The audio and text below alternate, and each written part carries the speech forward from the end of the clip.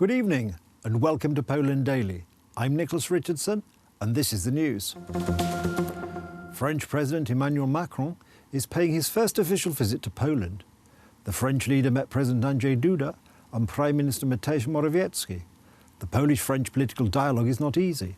President Macron said that Poland and France are closer than one might think, but at the same time, in a statement after talks with President Duda, he expressed concern over changes to the Polish justice system.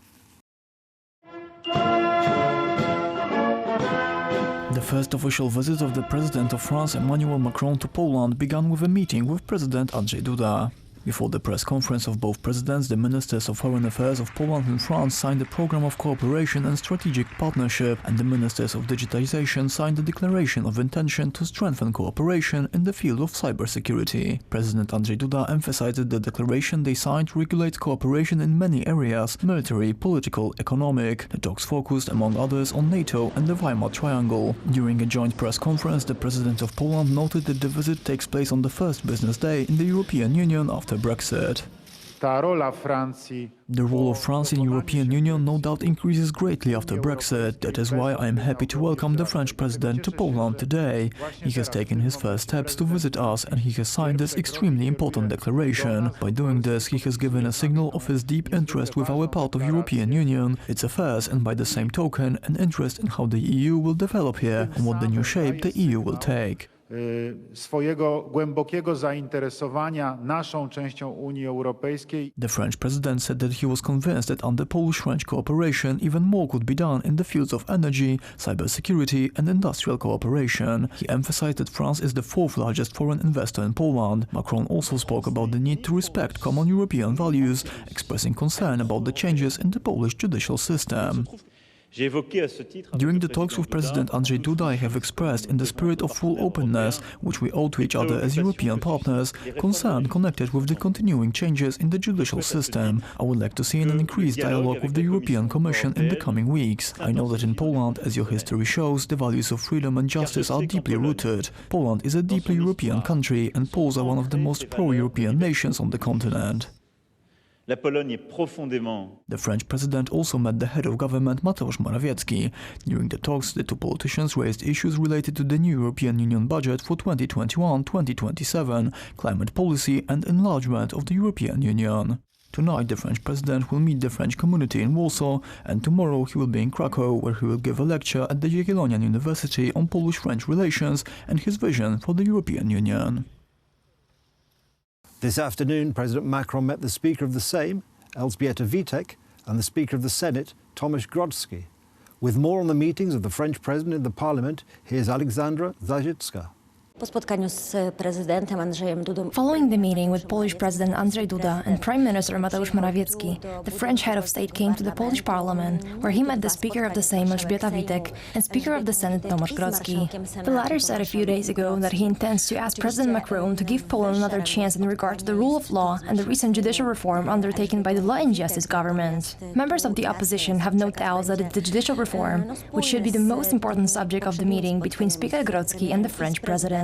Nieco inaczej jest w przypadku spotkania z marszałkiem Senatu. Dobrze, że marszałek Senatu spotyka się. It's good that the Speaker of the Senate is meeting the French President. It means that we still have a chance to make the best of Macron's visit and talk about the most pressing issues. We finally have a chance to have a real dialogue with the French. Boryka, ale przede wszystkim mamy szansę prowadzić wreszcie realny dialog z Francuzami. Marszałek Grodzki wtedy nie zajmował się polityką, chyba nawet na pewno. I remember when another French president, Jacques Chirac, said in anger that Poland hasn't taken his chance. That's what he said, a chance to be quiet. Today we hear of another chance, and I don't understand this position that Speaker Grodzki will humbly ask for another chance. Speaker Grodzki should know that the French are very pragmatic in politics and they only respect strength, not this or that form of whining. Nie prosić, żeby dać szansę. Co za język? Jakiś język podległości. Po spotkaniach z marszałek Sejmu i z marszałkiem Senatu. The French president did not give a press conference following the meetings in the Polish parliament. Decyzja francuskiej strony. 30 Poles who had been evacuated from Wuhan, the city of the outbreak of the coronavirus, are now under quarantine. The Minister of Health, Łukasz Szumowski, has given assurances that the virus has not reached Poland and that there have been no confirmed cases so far. The people who had been evacuated from Wuhan are currently under quarantine in a separate building of one of the Wrocław hospitals. They all have been examined. The test samples were sent to the National Institute of Public Health's National Institute of Hygiene, and the laboratory will check for the potential presence of the virus. We will get the results in 1 or 2 days. Has there been any confirmed case of coronavirus in Poland? No, there has been no confirmed case, but we're prepared for that possibility. It may only be 3 days since Brexit became a reality, but the United Kingdom and the European Union have already set out their priorities for the forthcoming negotiations over their future relationship. Given the opening positions of both parties, reaching a compromise will not be easy.